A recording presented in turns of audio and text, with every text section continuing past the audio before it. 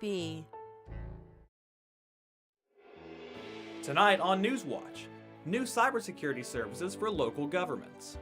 Plus, the 988 Suicide and Crisis Lifeline plans to expand services after 1 year in Ohio.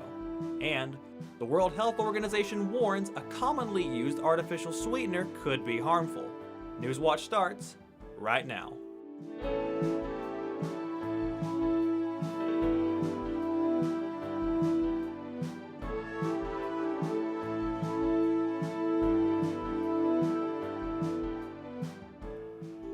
Good evening, I'm Connor Woodruff. Welcome to Newswatch.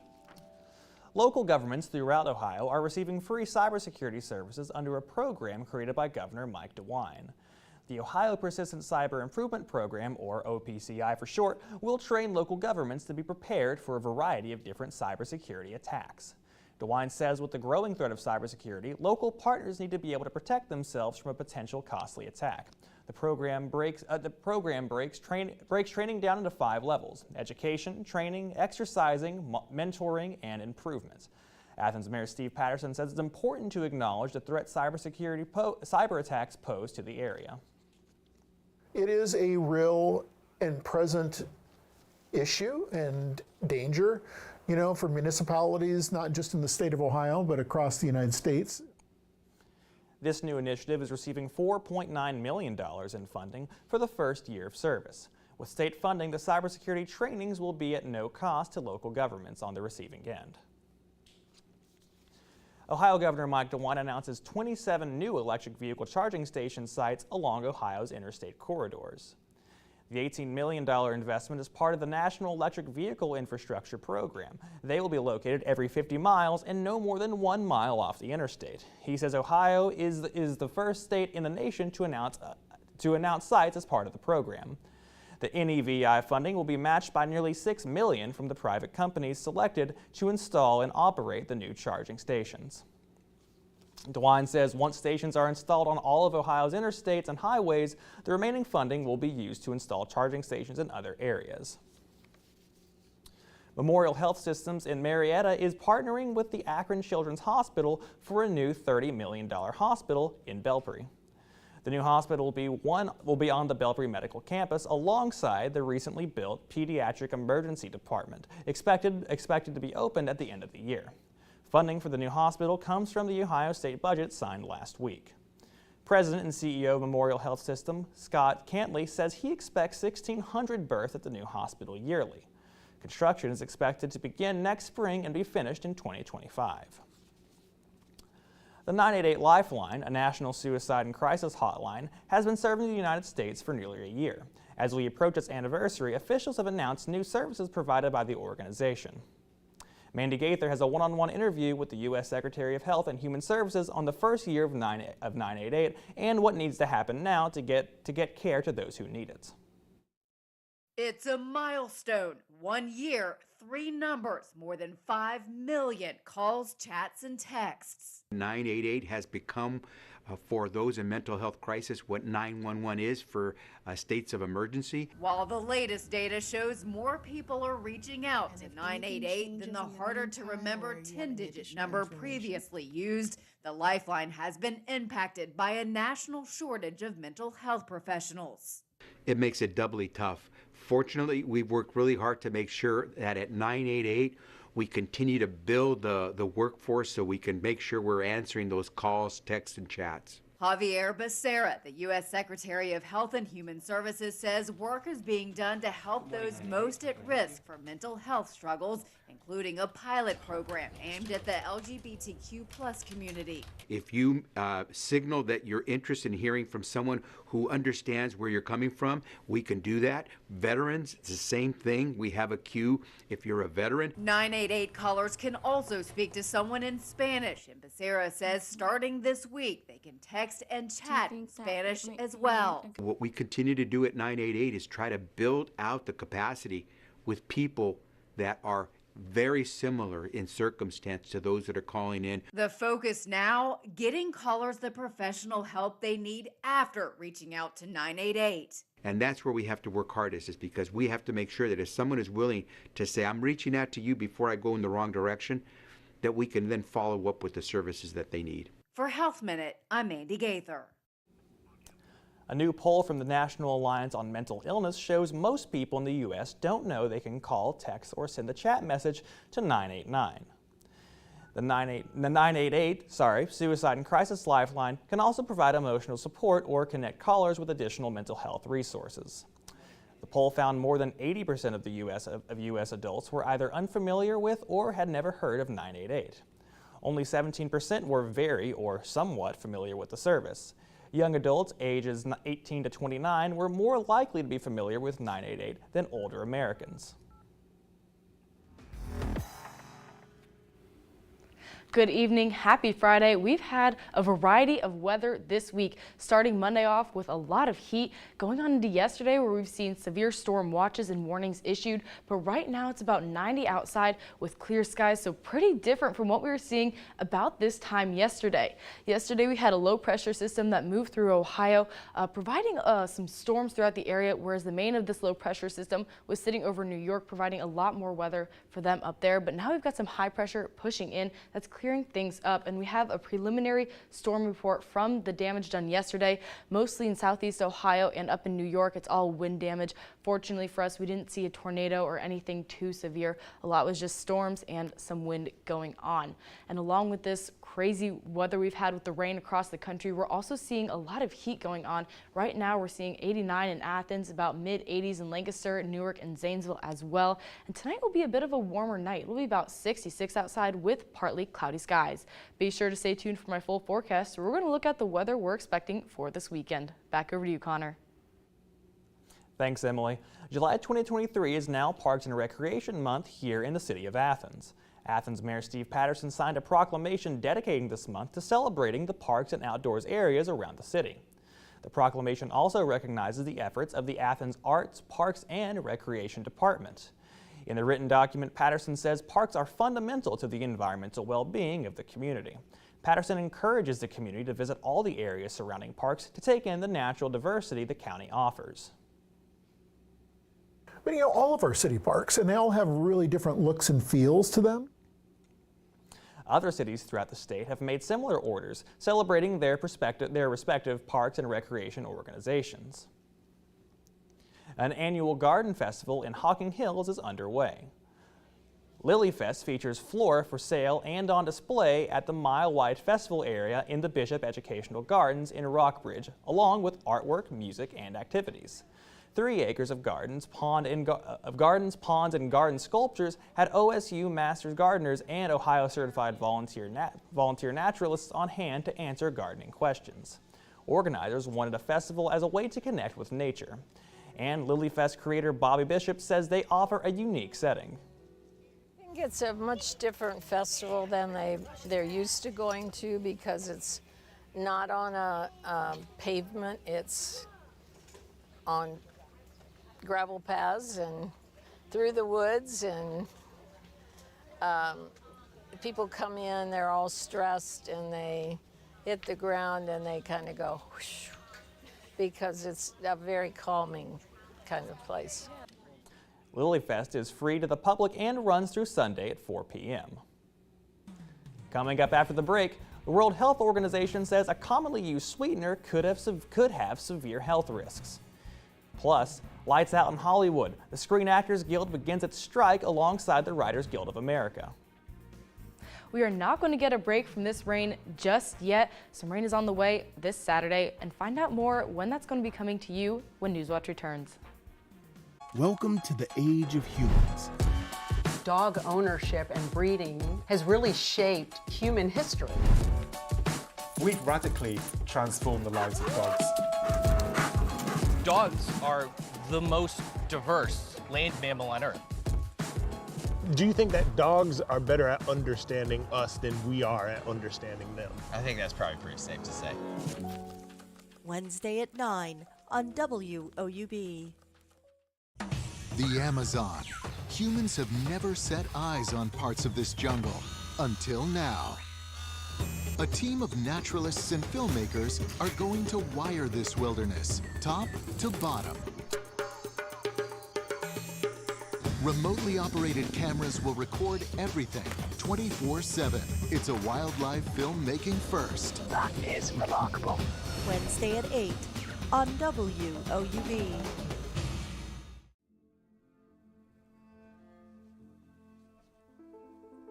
An orphanage in war-torn Ukraine serves as a safe haven for vulnerable children.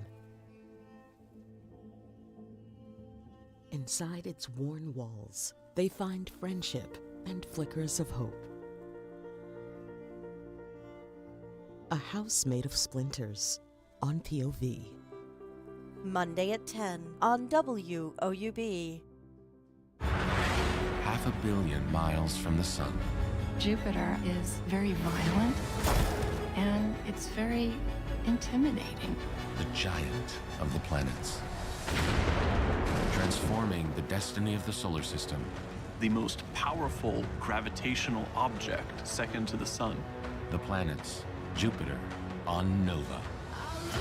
Wednesday at 10 on WOUB.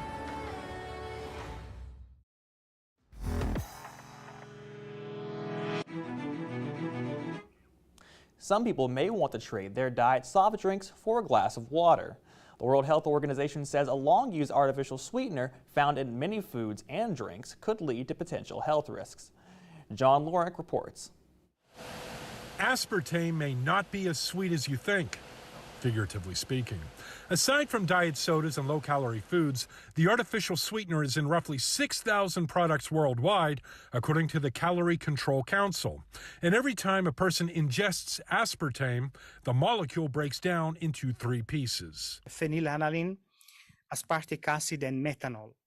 And now a semi-independent committee within the World Health Organization says aspartame should be deemed, quote, possibly carcinogenic to humans. But there's a caveat. Despite consistent positive findings in these 3 studies, the working group concluded that chance, bias, and confounding could not be ruled out with reasonable confidence, and thus they concluded that the evidence was limited. So at least for now, health officials recommend moderation, moderation, moderation. I think our results do not indicate that occasional consumption should pose a risk to most consumers. American Beverage, a group that represents the non-alcoholic drink industry, said in a statement, quote, the fact that food safety agencies worldwide, including the FDA, continue to find aspartame safe makes us confident in the safety of our products. The recommendation that WHO made was to moderate both the consumption of free sugars and the consumption of sweeteners. For Newswatch, I'm John Lawrence. The Food and Drug Administration gave the nod to aspartame use in some foods and drinks in 1974, but that was suspended for a few years due to potential health concerns. In 1983, the FDA set an aspartame guideline at 50 milligrams per kilogram of a person's weight.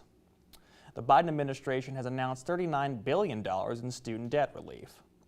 The administration announced 804,000 borrowers will have their student debt wiped away in the coming weeks. It's due to administrative fixes that more accurately count qualified monthly payments. There are currently several different kinds of income-driven repayment plans for borrowers with federal student loans. The plans base payments on a borrower's income and family size, regardless of their total outstanding debt. After reaching a set forgiveness threshold of 20 or 25 years, a borrower's remaining balance is then wiped away. Student loan repayments resume in October after a years-long pause during the pandemic. The Screen Actors Guild's approximately 160 members are on strike, likely bringing production to a halt for some of your favorite TV shows and most anticipated movies. They join members of the Writers Union who have been striking since May. Ivan Rodriguez reports. Actors hitting the picket line Friday, going on strike against television shows and movie productions for the first time since 1980. We are being victimized by a very greedy entity. The SAG-AFTRA strike, crippling a TV and movie business already limping during the Writers Guild of America's strike. Both guilds are upset over compensation in the streaming era. There's a whole middle class of writers and actors that is disappearing because they're making it more and more difficult to just make a living. Along with better pay, Actors say residuals for past work have been dried up since the rise of streaming services. Concerns about artificial intelligence are another sticking point in negotiations. Studios say they've offered the highest % increase in minimum pay in 35 years. There's a level of expectation that they have that is just not realistic. And they are adding to a set of challenges that this business is already facing. For viewers, the impacts on their screens could be felt by the end of the year. The movie productions will shut down. TV productions have shut down. Many have already shut down because of the writer's strike. So we're going to see, season premieres happening much later. I'm Ivan Rodriguez reporting. Good evening and happy Friday. I hope everyone has had a wonderful week this week. Right now things are pretty different outside from what we saw yesterday. It's about 90 outside with clear skies. Yesterday we were seeing thunderstorms about that time. What that system produced was a lot of wind damage. That's where you're seeing all these blue triangles a little bit to the southeast going into Pittsburgh area and around Charleston, West Virginia, and a lot going on in New York since that's where we had our main low pressure system up there. But fortunately for us, we didn't have too much damaging weather going on, just a lot of wind. Today, however, once again, totally different from yesterday. We saw a high of about 88 with those partly sunny skies, and we're not the only ones seeing those high temperatures. Down in the south, it's in the hundreds, even 114 down near Phoenix.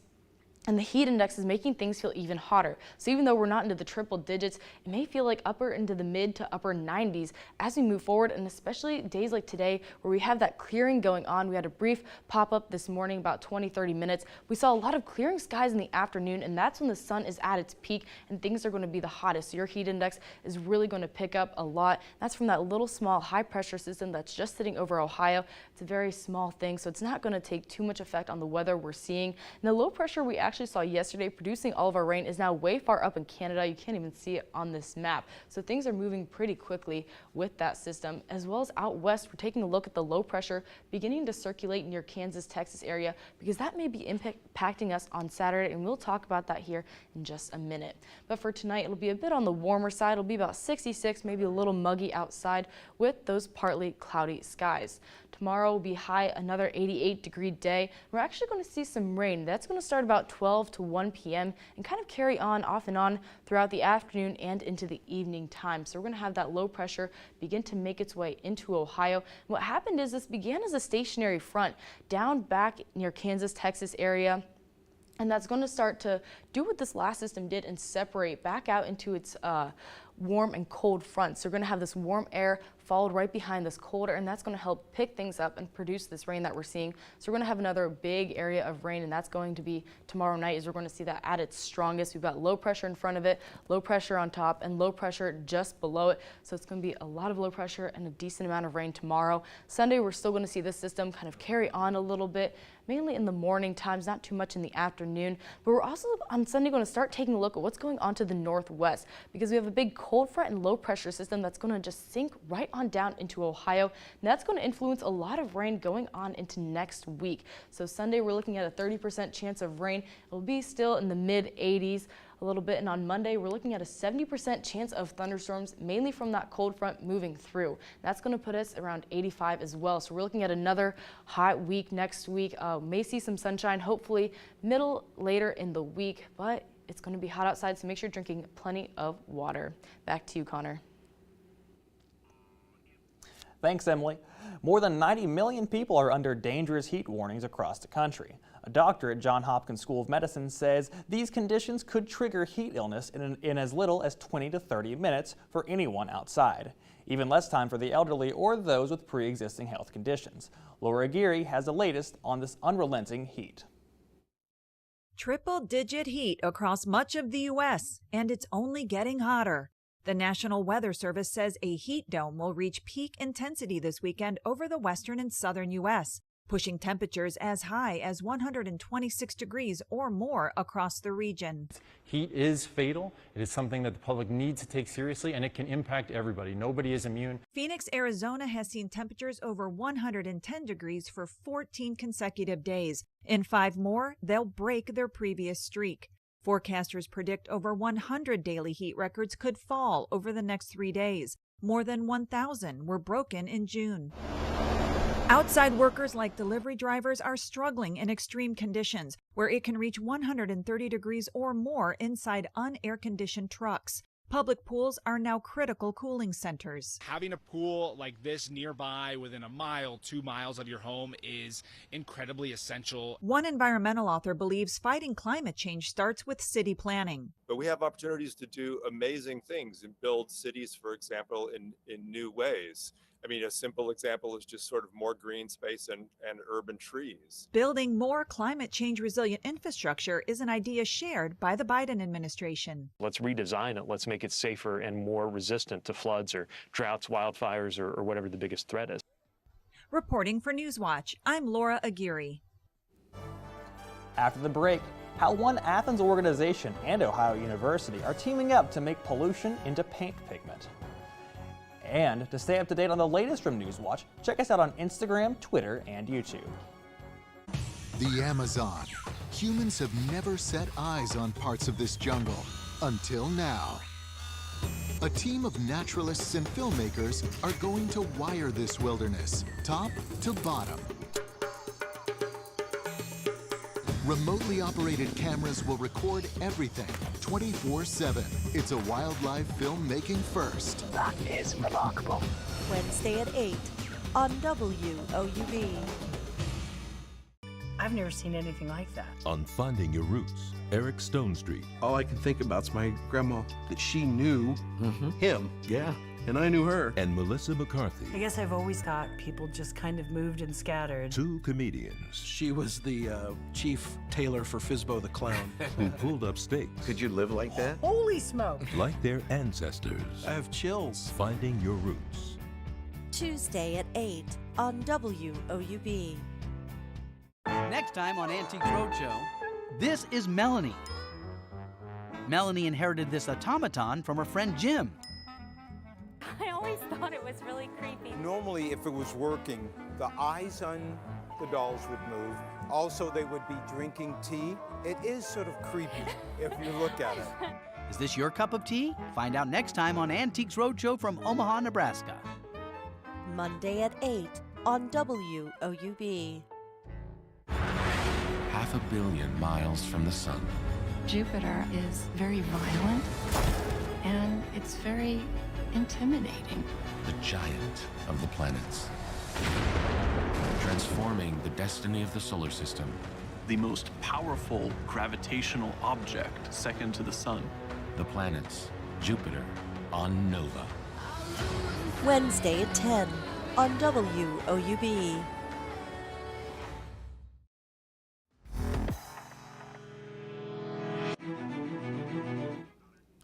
Acid mine drainage is a serious pollutant for streams near former coal mines in our region. Reporter Reese Thompson joins us live in studio to tell us more. Reese? Thanks, Connor. Two local organizations are working together to clean the water while creating paint pigments. Let's take a look. Restoring clean water in Southeast Ohio while helping artists create vibrant colors.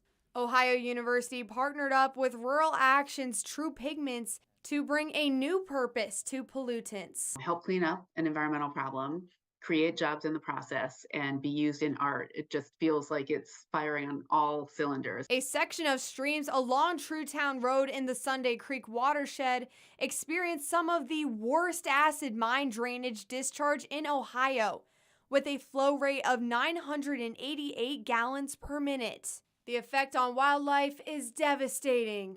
You've probably seen streams that are more orange than green or blue. And that's because of the iron that is in suspension in the water. Ohio University's John Sabraw hopped on board with the project in 2017 when he realized paint pigments could be made out of iron oxide. And when you pull it out, it's initially very slimy because there's a lot of biomatter in it. But then once you process it, then it's just like any other pigment. It's very fine, it's very powdery. From orange to violet, the magic happens right here in the studio by firing this iron at different temperatures to create colors like this. What this project allowed me to do is it allowed me to understand how my art could intersect with activism, with action, with making an impact on the environment. The The project is already paying off for the environment. 74 stream miles already being restored that had previously been considered dead to being streams that can support aquatic life. Officials recently broke ground on a new 39-acre facility for the project to ramp up stream reclamation on a 7-mile stretch of Sunday Creek. Reporting live in studio, I'm Reese Thompson. When we return, which one of these funny furry friends will win the 2023 Comedy Pet Photo Awards? But first, here's a look at what's coming up tonight on your public television station.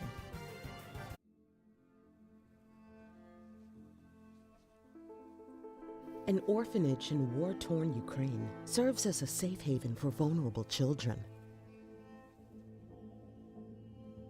Inside its worn walls, they find friendship and flickers of hope. A house made of splinters on POV. Monday at 10 on WOUB. I've never seen anything like that. On Finding Your Roots, Eric Stone Street. All I can think about is my grandma, that she knew him. Yeah.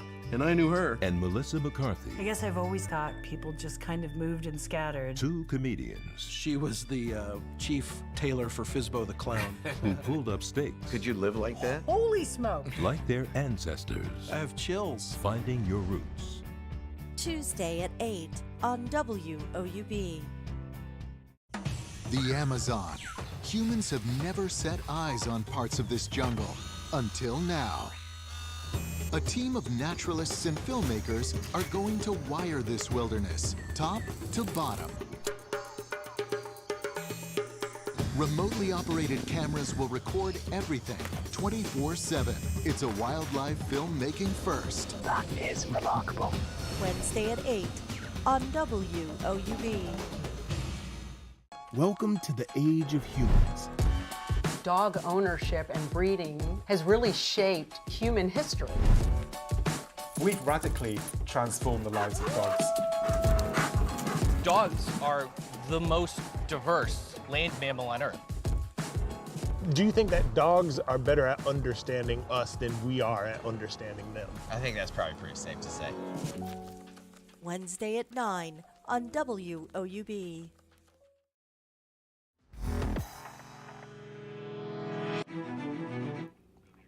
Finally tonight, this story is sure to put a smile on your face. Here are this year's finalists for the comedy pet photos. We've got a cat performing his very best pose, a dog leaping through the air, another dog jumping headfirst into the sand, and a cat sticking their tongue out.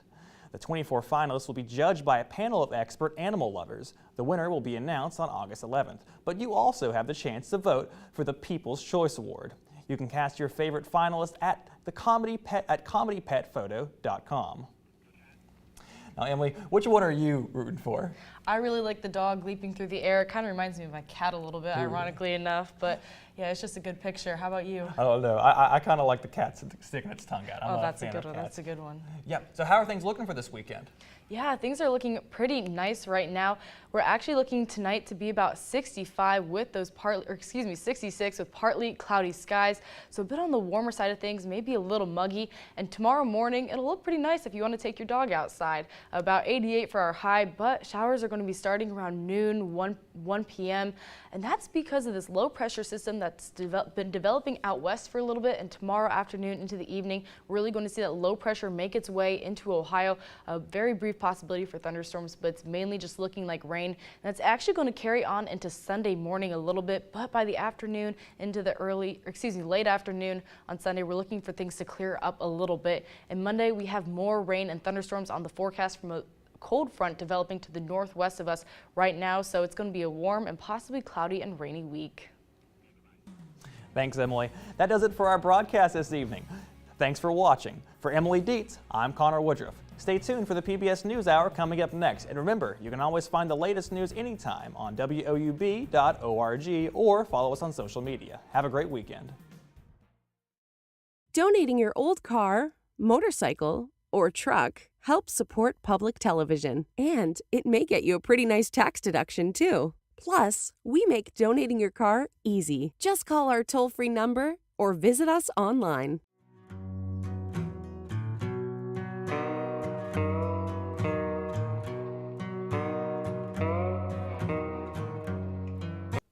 Support comes from Goldsberry Wealth Strategies in Athens